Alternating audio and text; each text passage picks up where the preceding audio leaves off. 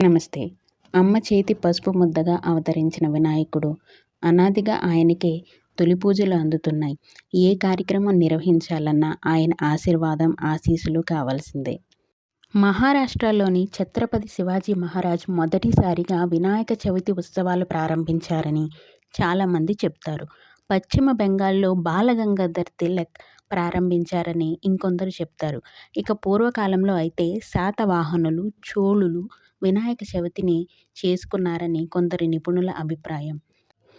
అనంతమైన ఆయన రూపాల్లో 12 ప్రధానమైనవి, 21 విశిష్టమైనవి, 32 ముఖ్యమైనవి, 54 ఉన్నతమైనవి, 108 మహోన్నతమైనవి అంటారు. అయితే శ్రీ మహావిష్ణువు ధరించిన దశావతారాల సంఖ్యను, ఏకాదశ రుద్రుల సంఖ్యను కలుపుకొని 21 గణపతి రూపాలు విశిష్టమైనవిగా చెప్పబడుతున్నాయి.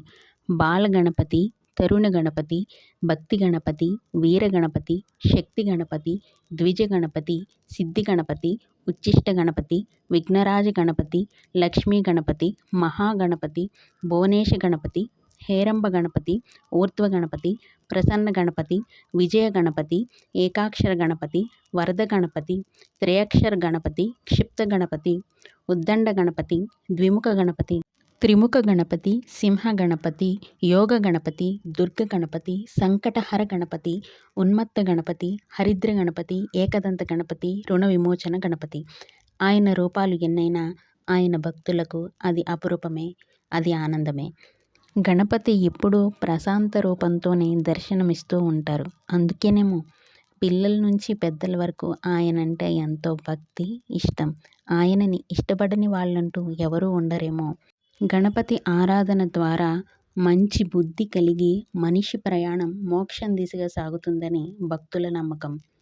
ఈ నవరాత్రులలో ఆయన అనేక రూపాల్లో పూజలు అందుకుంటూ ఉంటారు. మొదటి రోజు భాద్రపద శుద్ధ చవితి వరసిద్ధి వినాయకునిగా ఆయన పూజలు అందుకుంటారు. ఆయనకు మనం ఉండ్రాళ్ళు నైవేద్యంగా సమర్పిస్తాం. రెండవ రోజు భాద్రపద శుద్ధ పంచమి వికట వినాయకునిగా దర్శనమిస్తారు. మూడవ రోజు లంబోదర వినాయకుడు, నాలుగవ రోజు గజానన వినాయకుడు, ఐదో రోజు మహాధర వినాయకుడు, ఆరవ రోజు ఏకదంత వినాయకుడు, ఏడవ రోజు వక్రతుండ గణపతి, ఎనిమిదవ రోజు విఘ్నరాజ గణపతి, 9వ రోజు ధూమ్రవర్ణ గణపతి. ఆయనని పూజించే 21 రకాల పత్రులలో కూడా ఎన్నో ఔషధ గుణాలు ఉన్నాయి.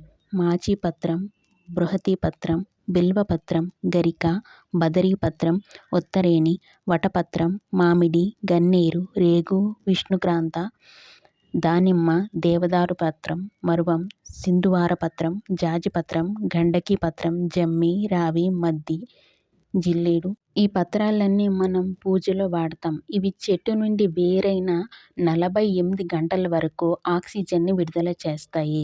9 రోజుల అనంతరం మట్టి గణపతిని పత్రితో సహా నిమజ్జనం చేసినప్పుడు ఆ మట్టి గణపతిలోని పవిత్రత, ఈ మొక్కలలోని ఔషధాలు నీటిలోనికి చేరి అక్కడ ఉన్న క్రిమికీటకాలను నాశనం చేస్తాయి. నీటిలోని ప్రాణవాయువు శాతాన్ని పెంచుతాయి. గణపతి నవరాత్రులలోని ముఖ్య ఉద్దేశం మనిషిలోని కామ, క్రోధ, మోహ, మద, మత్సర, అహంకార, మమకారాలను తొలగించి ముక్తి వైపుకు మనిషిని నడిపించడమే. విఘ్నాలను పోగొట్టి విజయాలను ప్రసాదించే దైవం విఘ్నేశ్వరుడు. గణపతి భక్తజన సంరక్షకుడు. తూర్పు దిక్కున హేరంబ గణపతి, పడమర దిక్కున వక్రతుండ గణపతి, దక్షిణాన లంబోదరుడు, ఉత్తరాన గణపతి, ఈశాన్యాన ఈశానందుడు, ఆగ్నేయాన అగ్ని తేజసుడిగా, నైరుతిని పార్వతీసుతునిగా, వాయువ్యాన వరదునిగా అనేక రూపాల్లో ఎల్లప్పుడూ భక్తులని సంరక్షిస్తుంటారు గణపతి.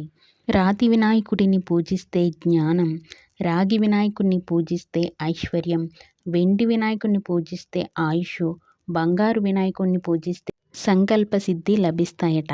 కానీ మట్టితో చేసిన వినాయకుడిని పూజిస్తే సర్వం లభిస్తాయని గణేశ పురాణం చెప్తుంది.